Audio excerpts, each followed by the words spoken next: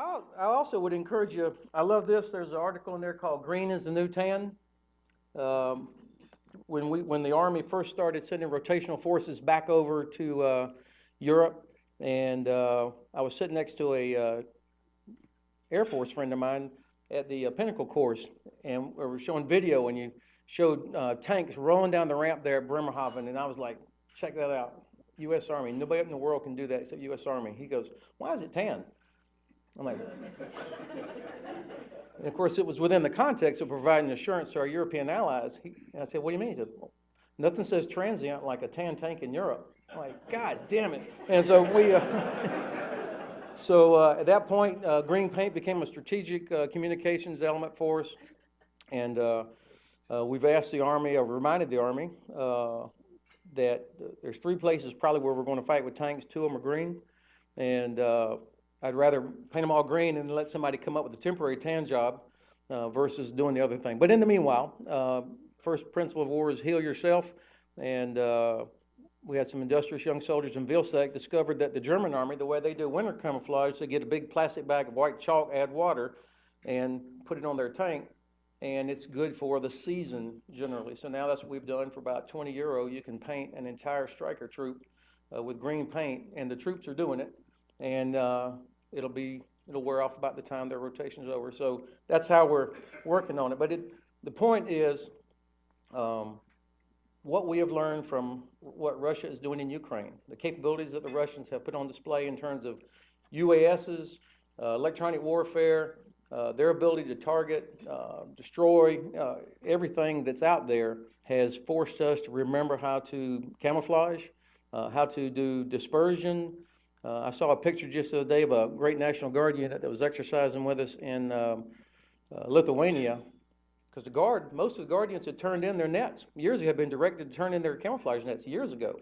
So here's some NCOs from a battalion TOC, had out of hide, had gone and bought nets because they knew they needed to have them over there. So that's what everybody's trying to do, is remember these things about force protection, how you survive in the battlefield. And I think at least half the people in this room have been lost at Hohenfels at least once. You've trained there.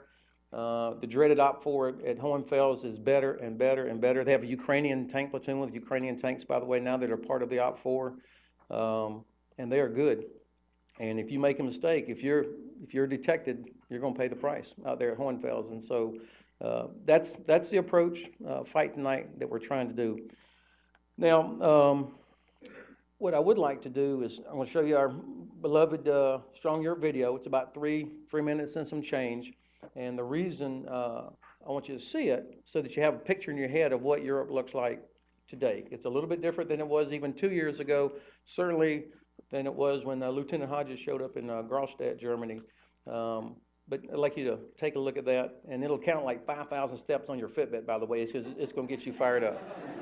All right, James, let's try it.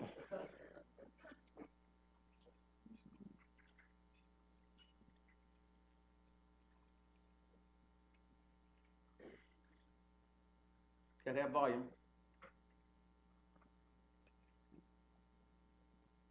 I think Vladimir has hacked into my video here.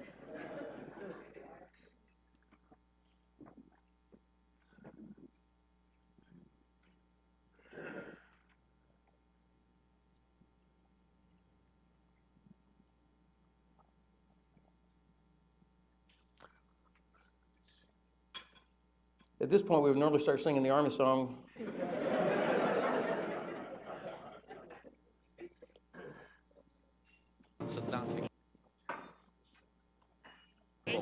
All right, I want you to stop it. Go ahead and stop the video and back it up to the start, because there's a critical part right at the very beginning that reminds us.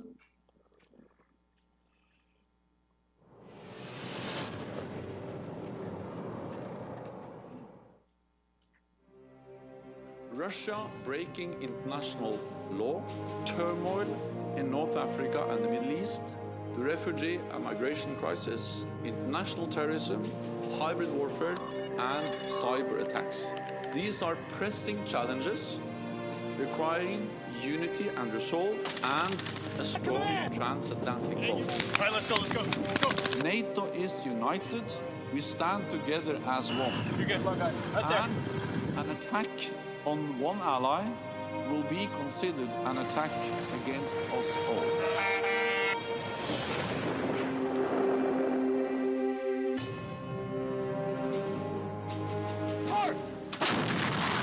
If you look at USA and what they're doing, they're integral.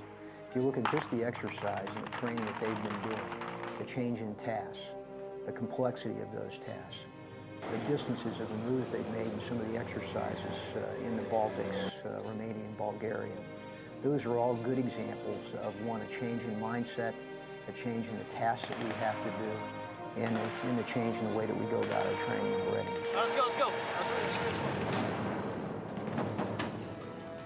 Working with our allies, which is extremely important in this theater of operations. So if they're going to work together, they're going to fight together. And if they have to fight tonight, that builds not only the ability to operate together, but builds the readiness of our own units. We're partnering with NATO partners and allies as part of a combined arms team, be able to increase the overall turn effect that we're going to have here in Europe. Reserves and National Guard units are the lifeblood of making 30,000 soldiers look like 300,000 soldiers, and they are working and training with our multinational partners and allies here in Europe. And this is the way we're going to fight conflicts in the future. So if we're going to fight this way, we need to train this way. It's important that we are ready, always ready. Readiness means today that we act multinational, together and integrated. Have that ability to project that combat power, ultimately deter any aggression. It's easy to say on paper this can be done. And, we're doing it on a small scale. But if we can rapidly deploy from that port to anywhere in Western Europe, we have that capability. We let them be creative. We let them be tank commanders again. We let them almost choose their own destiny. It is critically important that our junior leaders be able to work with their allies and our partners to practice their trade, to excel beyond what they consider to be their capabilities, because we challenge them at every turn to be leaders. So we're teaching squad leaders, section leaders, platoon sergeants, how to work with countries that they wouldn't necessarily maneuver with or fight with on a regular basis. I'm only a private, and I get to do a lot of stuff that, some people who are more higher ranking than me have never done before.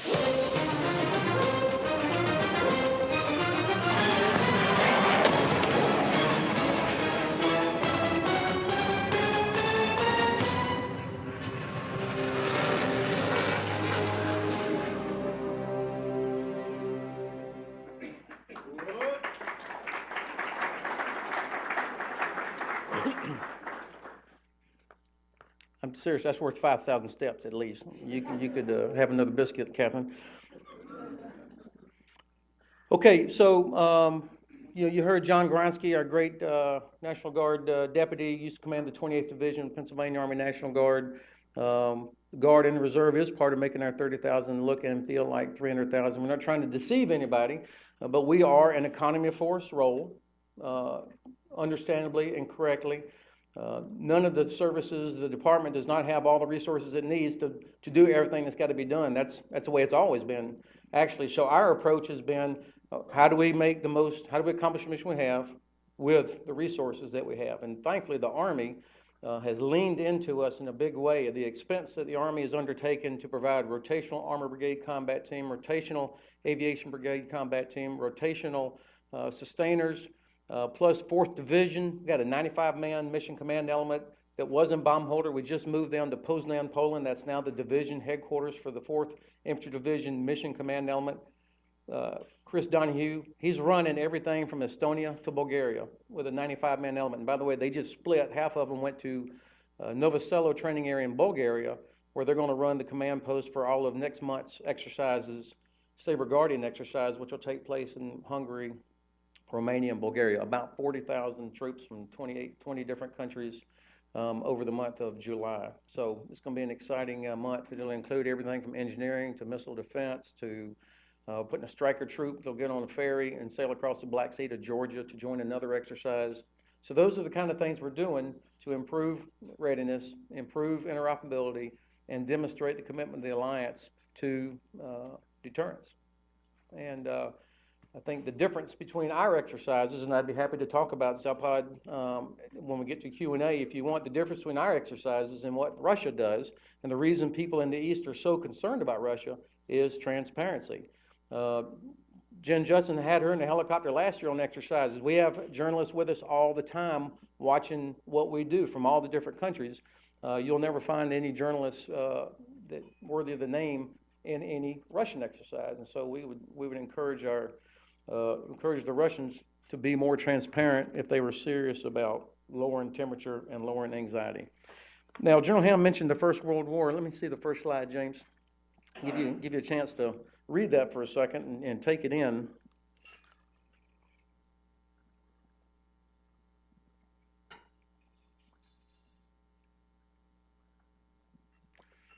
So when you talk about miscalculation and mistakes and what failed deterrence looks like, the United States Army in 1917, you know, John Keegan ranked us as about the 17th Army in the world, just behind Bulgaria in terms of capability, size, and quality.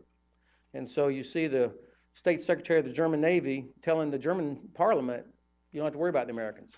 And of course, they start unrestricted submarine warfare because the Americans mean nothing.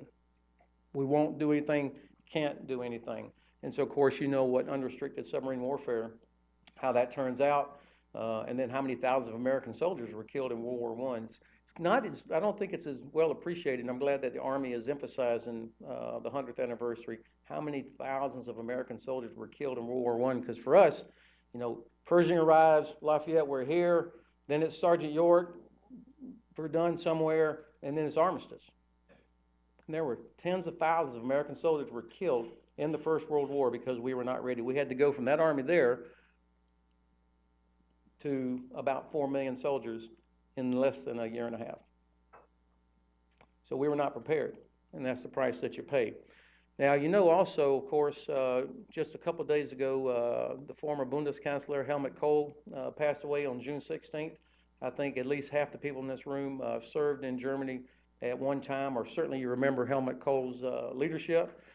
He's a human, like everybody in this room, feet of clay, but he was the right man for the right time for our very important ally, Germany. He remembered as a 15-year-old kid at the end of the war, his brother had been killed as a Wehrmacht soldier. His father had somehow survived 5 years as a soldier in the war. But he remembered American soldiers showing up. First piece of chocolate he ever got in his life, he attributes that to an American soldier. He remembers the impact of the Marshall Plan. And so this notion of long-term relationships and investment, long-term investment in relationship and trust, when he is the Bundeskanzler, of course, you remember when Pershing II was deployed into Germany. You know, Gorbachev says Germany's willingness to deploy Pershing II, and even though domestically it was extremely unpopular, he took a lot of heat, but he understood the importance of deterring the Soviet Union. And so because of the relationship he had with the United States, he allowed a very politically unpopular thing to happen, and that was the deployment of Pershing II, which helped change the mindset of the Soviet Union as told by Gorbachev. So he had two ambitions. Number one was a reunified Germany, and number two, that there would never be another war, because he saw both of them firsthand. And he knew that to make sure that there was another war, you had to have a powerful Bundeswehr, you had to have something like Pershing II, and you had to allow the United States access. You know, today, Germany does not have to allow us to land at Ramstein. We have no guaranteed access to Bremerhaven. They could shut me down tomorrow at Grafenwehr. So we put a lot of effort into sustaining the trust of our allies. They're a little puzzled right now. Should they be doing more? Hell yeah. Absolutely, and I'm going to go down the list here in just a minute of the kind of things that they ought to be doing and other allies ought to be doing. But that access that we have, and particularly now with the UK leaving the EU, it is even more important the role that Germany has as a leader in Europe. where 5 times, our economic relationship with Europe is 5 times what it is anywhere else in the world. All of our best and most reliable allies come from Europe, plus Canada and Australia. So we know we're not ever going anywhere by ourselves. So we need to have people that we trust, that we train with, that we know. They all come from Europe, plus Canada and Australia.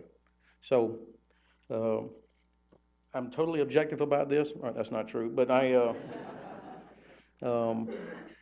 think it's important, relationships, to have to survive the ups and downs of politics and mistakes, accidents, whatever happens, relationships that can survive. So 40 years after a very young Helmut Kohl met his first American, he's allowing Pershing II to be deployed at huge political risk to himself. All right. So what I'm going to do now is kind of a couple of bullets of things that will help us be better, more effective. And this is the last slide you'll see. Things that will help us be more effective in our role of deterrence, the mission that changed from assurance to deterrence at the NATO summit at Warsaw. Number one, our force posture. The Army is recognized, and again, the Army has way too many requirements, more requirements than it does resources, and thank God Mike Murray is here. The Army has been well served by having somebody like him to help figure out how to do this. The last tank left 3 years ago. We thought Russia was going to be our partner. The last tank, for the first time since 1944, there were no American tanks in Europe except the ones parked outside the gate, the old 50s and 60s versions. So the Army's figured out how to bring that back.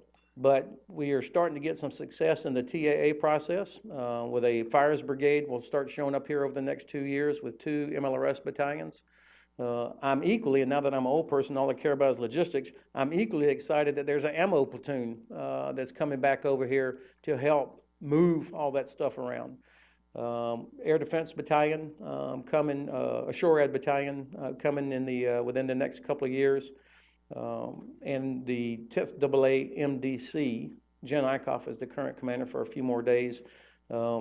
That headquarters is going to grow back. It's the smallest one in the Army right now, but it's going to grow back about 40 or so slots. And the next commander after the one relieving Jen will be a brigadier general again. Now that matters because that's who plugs into NATO and USAFE. Plus, Jen is responsible for Israel as well as to the top of Norway with her 1 Patriot battalion. So having the right command structure is just as important as having launchers and adequate munitions. I think that the Army is, of course, we just ran a very good war game last week. I think the Army is looking hard at its force structure. We had to go to a modular composition to generate all the BCTs and capabilities that were required during in Iraq and Afghanistan, and of course that stuff is still going on. But I think that we lost some capability with modularity that most people are recognizing. We're trying to figure out how do you get that back, and particularly in the field of fires, intelligence, and logistics. So I think we're going to figure out how do you fight against a peer. I don't say near peer. How do you fight against a peer adversary on a large scale, sustained land operations, as well as doing what we're having to do, chasing down terrorists, fighting ISIS, and all the other challenges that the Army is working on. I think there's a discussion out there about rotational versus assigned forces. Would I love to have an armed brigade combat team that was in Europe all the time? Yeah, but not in Germany. I need them sitting like in central Poland. It is so difficult to move in Europe, not just because of diplomatic clearance requirements, but because of the distances. To go from Baumholder to Tallinn is the same as going from St. Louis to Bangor, Maine. All right, so when I've had some of my old friends say, what the hell's the problem, man? We used to drive from Aschaffenburg to Fulda all the time. Yeah, well, that's like going from, Frederick, Maryland to Carlisle. Not going from St. Louis to Bangor or St. Louis down to Miami if you're trying to get into Bulgaria. So the distances, the rail, and so on it's a different sort of challenge. Plus HETs that can carry an M1 tank. I can't believe I know this. The 6-axled American HET, when you take the 72 tons of an Abrams tank, exceeds the EU road law for weight per axle. So we're leasing 18 HETs. So if you're taking a vacation this summer, just be warned, there are 18 young Americans driving about 100 tons on the right side of the cab, all right? And they're trained. We haven't had a problem yet, but they're out there. Now, that brings me back to something that I wanted to highlight. And I think there's still a couple of non-believers out there. We are going to have to do all of our deterrence operations, and even if the Secretary or the SACEUR wanted to send a message to the Russians saying, we see what you're doing, it's going to be done under peacetime conditions. So anybody that thinks that, don't worry, you'll be able to drive anywhere, not true. Anybody that thinks you'll be able to fly anywhere at night, not true. Anybody that thinks you won't have to have ADR compliant fuel trucks and ammo trucks, not true. Everything we do prior to declaration of Article 5 is going to be done in peacetime conditions. And I was a little slow to realize that, because I went up to Wilhelmshaven to the German Logistics Center, and I asked him, I said, so what is the, why is it so goddamn hard to cross the border from Germany to Poland and all that? And he said, well, sir, don't worry about it. When there's a crisis, we'll be able to waive all this. I said, oh, good. Who determines if it's a crisis? He said, well, the Bundestag, the parliament. So it's never going to happen. The same thing would be true right here, by the way. I mean, not because they're ineffective, but because they're going to use up every bit of flexibility and time to avoid being seen as provocative. I mean, there were weeks after Russian soldiers landed in Crimea, there were still very good, smart, well-informed people that weren't willing to say those were actually Russian soldiers.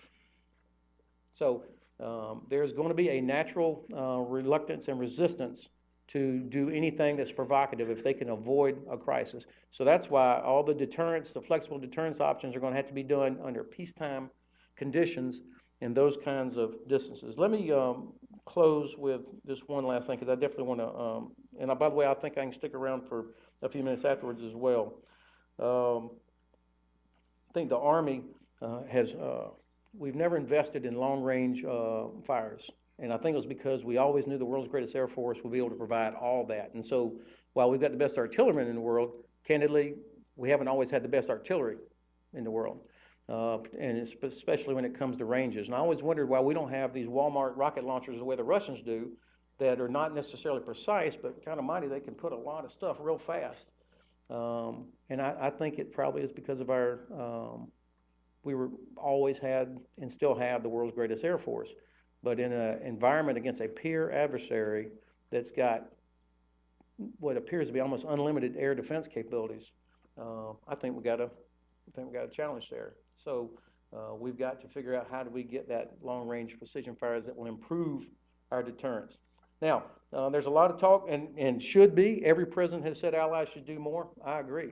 And so what we've come up with is a kind of an informal shopping list. If you want to, at Fort Campbell or Fort Benning, there's always a big thermometer at the front gate for CFC, where it shows the red going up there. When General Schlosser was Eagle 6, that thing blew through the top. He inspired people. But we have a 2% thermometer that we would like to see our allies have.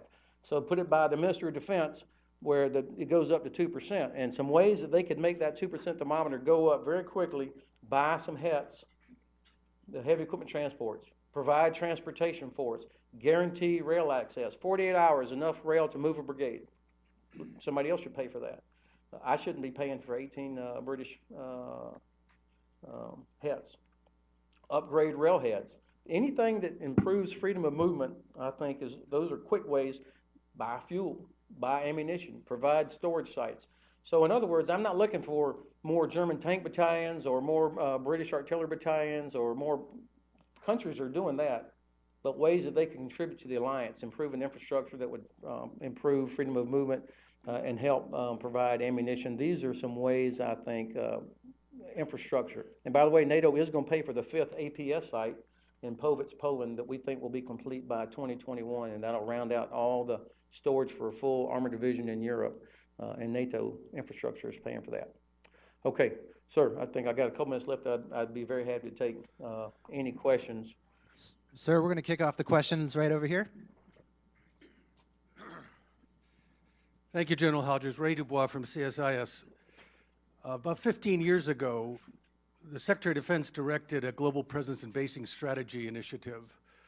and I was involved, and I must say that some of the recommendations that I made then, I might not have made now, given what Vladimir Putin is doing and adventuring around in Eastern Europe and the borders of Eastern Europe.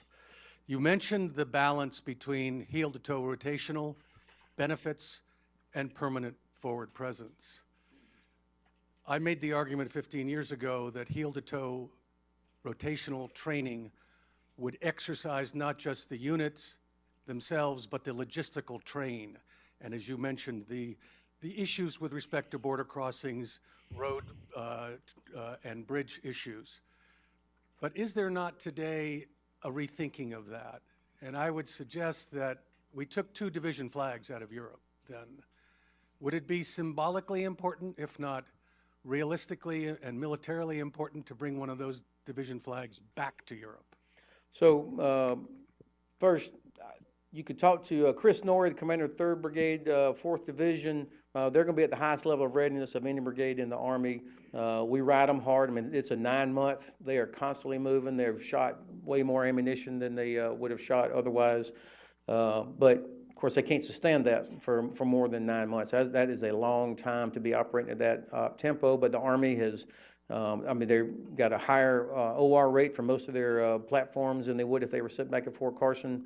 So the readiness level that ABCT is through the roof, and they're going to meet all of their objective T requirements during this 9-month rotation as well, which I'm very proud of, and that a lot of that's because of Chris Norrie. And I prefer having them because they are deployed all over Eastern Europe. He's had a battalion in the Baltics. He's had a battalion in Romania, Bulgaria. He's had a battalion at Grafenwehr. Our center of gravity, by the way, is now in Poland. That was where the BCT was kind of located, and we've moved the division forward to Poznan, and we're establishing a forward operating site in Povitz, similar to the one we have at MK down on the Black Sea. So that gives us some capability, all clearly within the NATO-Russia Founding Act, because it's all rotational forces and because of the size, but nonetheless, Poland, as you see on the map, is such an important geographical location. I'm not into symbolism right now. I'm into serious capability for deterrence, and I think for sure what I love to, and I've never been in 4th Division, but I am a Iron Horse lover right now. Ryan Gonzalez has done incredible work making sure out of hide that this MCE had quality people, and so it would suit me fine if the old 4th Division stayed there and they had a division forward. Some of you remember that, but the Army doesn't have, I mean, right now this is a piece within a much larger challenge that Mike and the Chief have to solve in terms of Army growth. In the meanwhile, I love having an ABCT that's rotational. The cab, you saw Claire Gill in the video, amazing officer.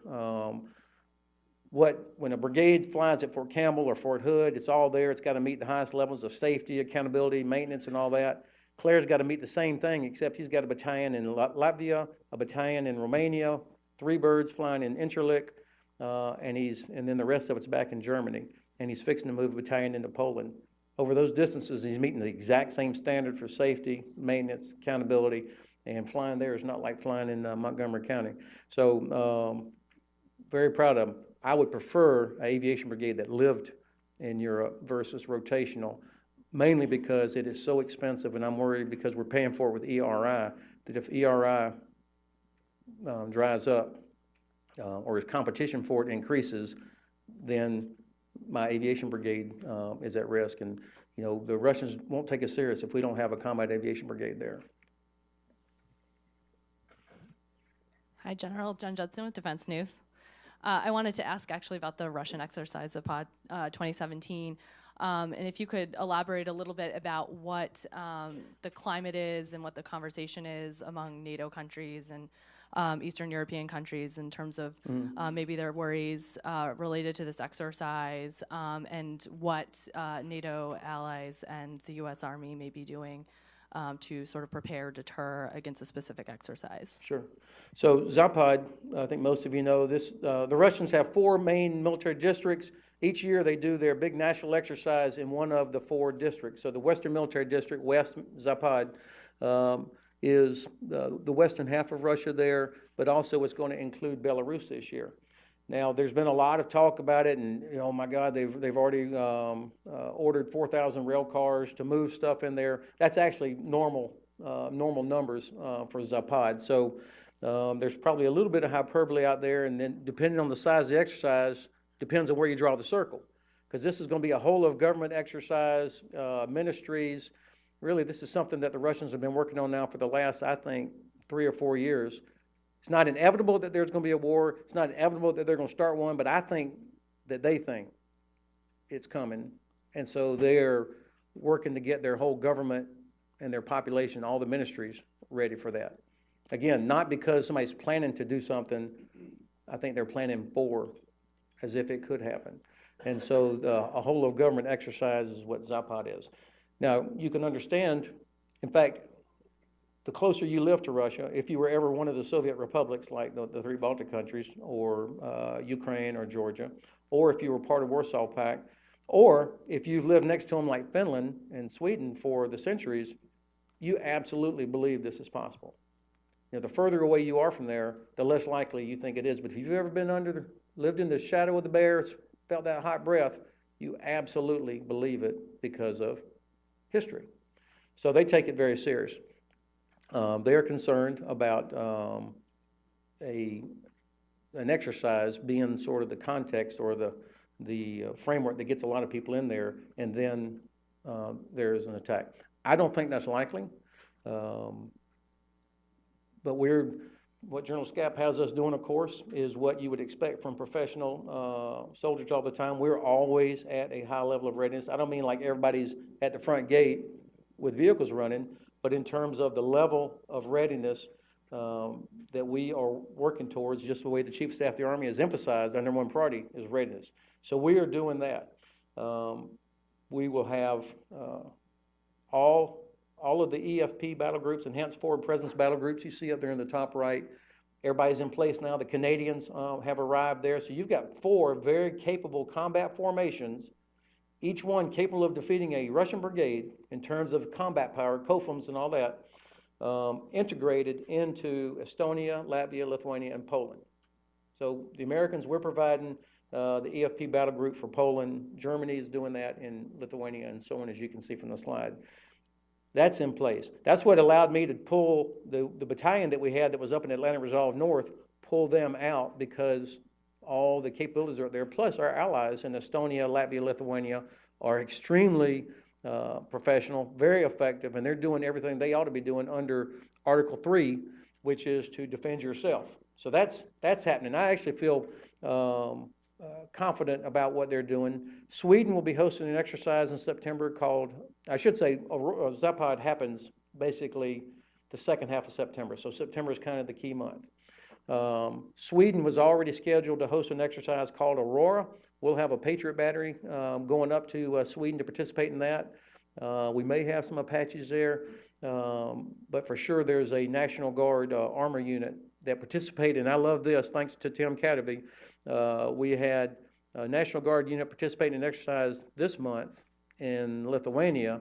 They're now going to sail across the Baltic Sea to Sweden to participate in Aurora in September, the same equipment coming out of Minnesota. So that's how much we depend on the Guard. So Aurora's happening. Poland will be hosting its annual or biannual exercise Dragon in September, and in Ukraine we'll be hosting the annual Rapid Trident exercise. So there's exercises that are happening.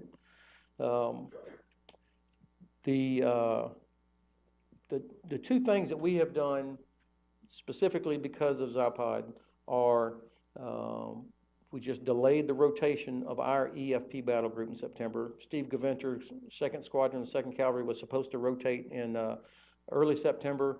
We've delayed them 3 weeks until after the exercise is over. And he'll be replaced by another Stryker Squadron battle group out of 2CR. And then we are treating the relief in place of 3-4 ABCT by 2nd ABCT of the 1st Division rather than 3-4 leaving and 2-1 coming in.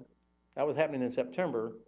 We're treating it like a relief in place that most of you would recognize, where as the lead battalion of 2-1 achieves highest level of readiness, then it relieves one of the battalions still under 3-4. And we'll do that just like a good old traditional relief in place so that there will always be a fully ready operational Armor Brigade combat team doing the relief in place. The only troop movement that we're doing is 1st Squadron, 91st Cavalry, the 173rd Airborne, which is based in Grafenwehr, about 600 soldiers. It will deploy up into the Baltics for something called, for an exercise, but you end up with an American company in each of the 3 Baltic countries, and the battalion headquarters is going to be in AUSA in Latvia. And they're going to do focus on platoon level live fires, working towards objective T requirements. So that's our posture. General Scaparrotti has emphasized this is normal business. We are ready. This is not going to be sharks in the jets out there trying to that would be seen as provocative. This is normal, routine military business, with the exceptions that I just mentioned: the addition of 1 airborne battalion, and the way we're doing the relief in place of the ABCT, and then the 3-week delay of the rotation of the EFP battle group in Poland.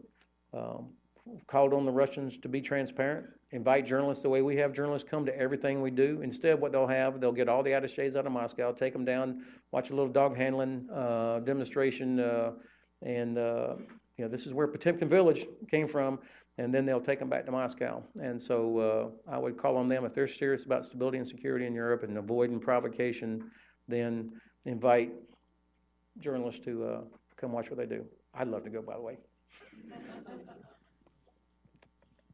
Morning, General. Courtney McBride from Inside the Army. You talked about having some success with the TAA process. I know the Army's responding to the ONS for the striker lethality upgrade. What's your feeling on the timing of how quickly those things are fielded given an ongoing and perhaps growing threat?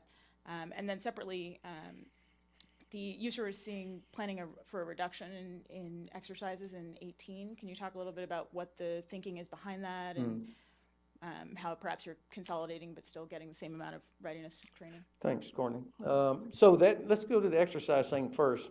I am guilty as charged that in the first year or so that I was probably not as efficient as I could have been on our exercise program. Now, I did that willingly because it was all about generating momentum.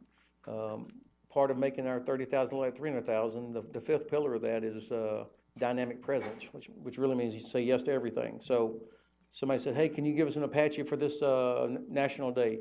Can you have some MPs come to this exercise in Macedonia? Can you? Yes, yes, yes, yes, yes. And so that was part of trying to generate momentum. And frankly, there's not a good structure in Europe that integrates all the national exercises, NATO exercises, and joint exercises. They're all kind of parallel universes. Not because people are stupid or whatever, it's the way it is. So what Tim Doherty, our great G3, has done is to take the combined training conference that USAR hosts at the NATO School at Oberammergau twice a year and figure out ways to encourage allies to come together to join exercises. So if anything, it's going to be more training going on, but it's going to be less named exercises. For example, the Sabre Guardian exercise that we're going to be doing in July, 18 different exercises are in that one that we're trying to link together. So ideally, over the next 2 or 3 years, that comes down, that's really only 3 or 4 different exercises, each nation achieving its objectives. So the only thing I would read into the reduction in number of exercises is that we're getting smarter and more efficient on how to achieve what it is we're trying to achieve. We're spending a ton of money moving people all over Europe. It is expensive, but that's where the allies are, and that's how you achieve the deterrent effect. Your first part of the question was about improvements to lethality. Obviously, I love the fact that the Army is leaning into us to help us do that. We've had, not only with getting our strikers improved capability, but other weapon systems. I think the fact that the Army is going to start, is adding a National Guard Avenger battery to every rotational brigade after this. And Tim Cadeby used to be my favorite guardsman, but it's actually Glenn Brommel. Glenn, I know you're back in here somewhere from South Carolina. He owns all the Avengers. And that is, having that battery is very important for us. And then finally, it doesn't matter how many howitzers or tanks you got to have bullets. And the last 3 shipments that the Army has provided us have been increasingly the biggest in over 30 years. So, and we advertise it too. Not everybody thought that was a great idea, but I want everybody to know that not only do we have tanks, we have tank rounds and rockets, and it's at that great missile, but it's also being distributed out to other places as well. Sure. I think nobody can take any more pain. No, I guess not. Well, thank you very much, General. Let's hear it for General Hodges. I'll say.